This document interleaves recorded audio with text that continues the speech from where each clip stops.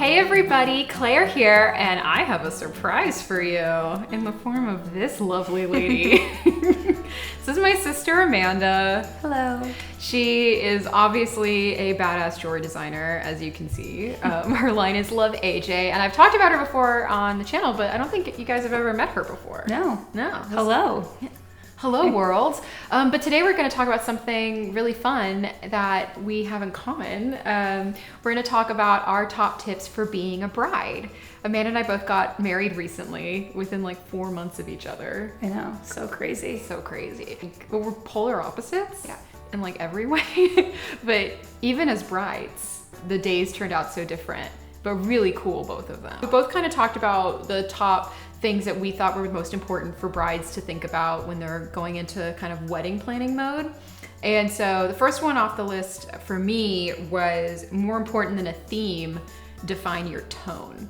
For instance, like with me, I wanted it to feel like a dinner party. And like, what did you want your wedding to feel like? Like a fun, like Moroccan Miami night.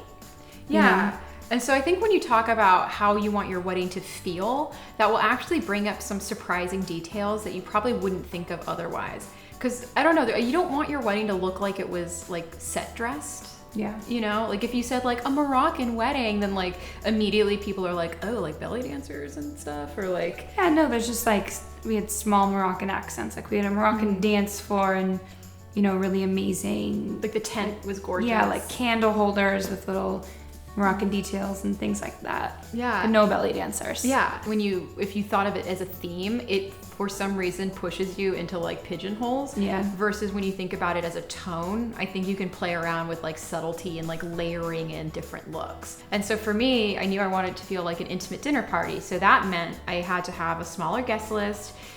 I needed to have a table setting that sort of encouraged that kind of dinner party vibe. I needed the food to be amazing. I needed the wine to be on point, and I needed the lighting to be low and sexy. So same thing, it kind of like determines different details that you might not have thought of initially. I think another one that we talked about was definitely having a wedding planner. Oh my God. Having someone help you doing all these details, coming up with the locations, coming up with the vendors, dealing with vendor contracts. There's a lot of things that go into planning a wedding that isn't the fun stuff. Yeah. And if you can budget in having a planner, it's gonna save you a headache. I think for me, with the other thing with the wedding planner is that was so helpful was that not only did they handle all that back end stuff, but it just allowed, like, for instance, our mom is such a type A person. She would have kind of accidentally became our wedding planner, and she sort of tried to anyway. But having actual wedding planners there allowed her to be mom. Yeah. You know, like it allowed me to be her maid of honor and for her to be my maid of honor. Yeah, and I think it creates like a good cop, bad cop dynamic where, you know, you're the bride, this is your big day, and you know, you're allowed to ask for whatever you want, but you don't want to come off as a mean person. So, you know, that's something you discuss with your wedding planner. If, you know, you don't like the flowers, you can be like, you know, I don't like the flowers. And then they go and handle it. I think it was really important in terms of like my personal mental health. Yeah. Leading up to it, and also really truly enjoying the day and having my family enjoy the day. Absolutely. We used the same wedding planner and our weddings were such different tones. So I think the trick to finding a really good wedding planner, because I kind of interviewed a bunch for both of us, and for me, it was finding someone who was really sweet and cool and kind of seemed to gel with both of our energies, but also was really organized and understood kind of what it was we were trying to do. Similar to kind of like, what's your tone? Define like those 3 things that are super important to you and then work backwards from there. For me, it was the best food, followed by amazing photos, followed by impeccable details. So what does that mean? That means that the majority of my budget is gonna go towards the catering, the photographers, and then the rentals essentially, / flowers, like all those little details. It's funny, but for me, the caterer ended up proving to be like a big linchpin, because once I chose an amazing caterer, no venue would allow me to use an outside caterer. So then I had to find a venue that would let me use my caterer.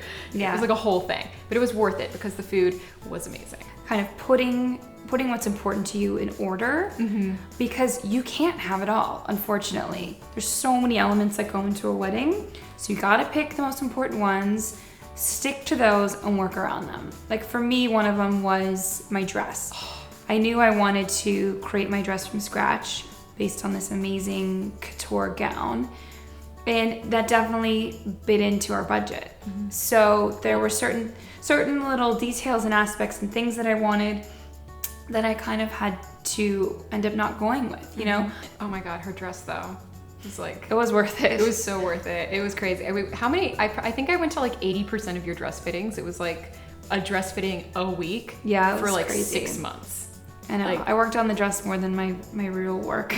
This was really important to both of us as well, which is budget early. And there's a reason for that.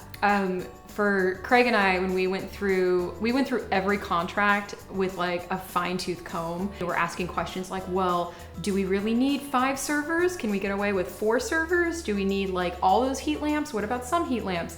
Like literally to a point that it felt so silly, but it allowed us to actually bring the budget down quite a bit, where we started the wedding about 15% under budget. But then what happens is, and I bet this happened to you too. Everything costs more. That last month is such a crazy ramp up, and they basically are like, oh, you can't get X, can we do the Y? And then you're just like, I don't care, sure. Because like all of a sudden in that last month, you do just start hemorrhaging money.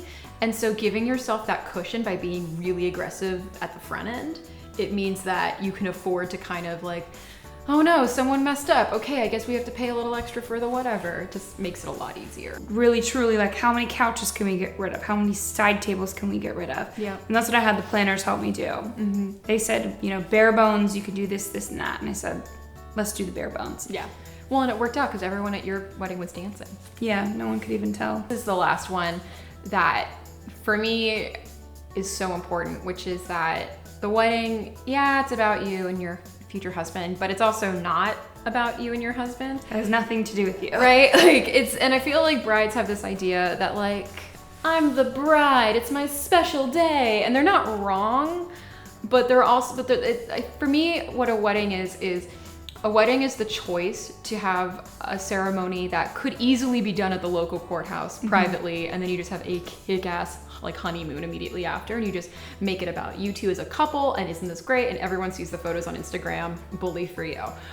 But if you want to have a wedding and do the big thing and make it public, that means that basically you're involving your family, you're involving your friends. And to me, I think it's good to look at a wedding as an opportunity to say thank you to all the people who got you there. So that means you need to be a gracious host. That's like that captures it perfectly, and I think that's something a lot of brides don't ever think about. They think it's their day. You know, this is my day. I get to do this, and that, and the other.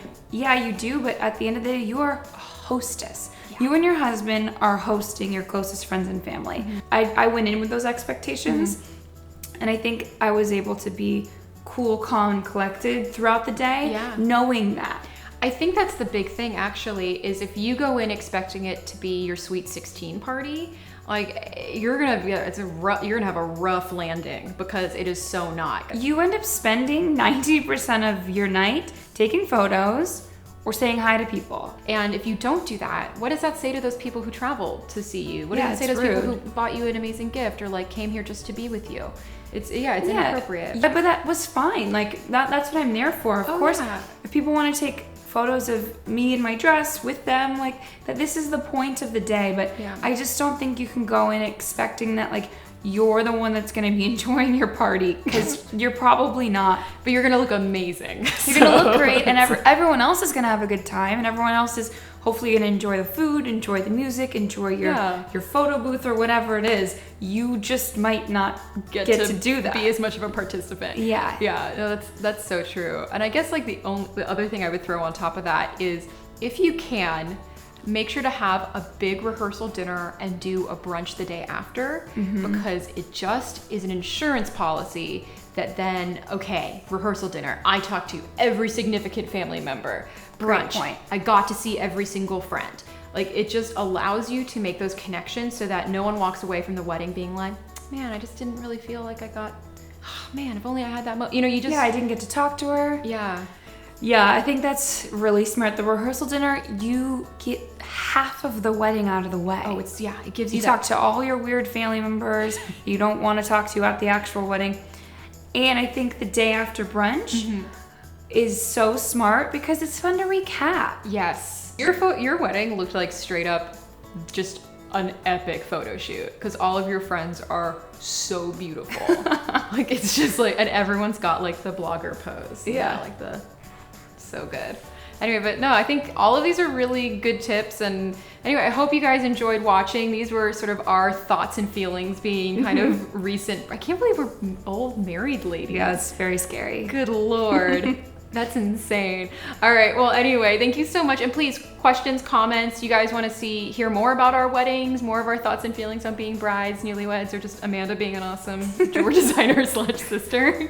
All right. Well, make sure to check out Amanda at loveaj.com. Yes. And check out our Instagram too. It's really good. I'm actually going to help her with it later today. Nice. It'll be fun taking photos. All right. Well, we'll talk to you guys later. Bye. Bye.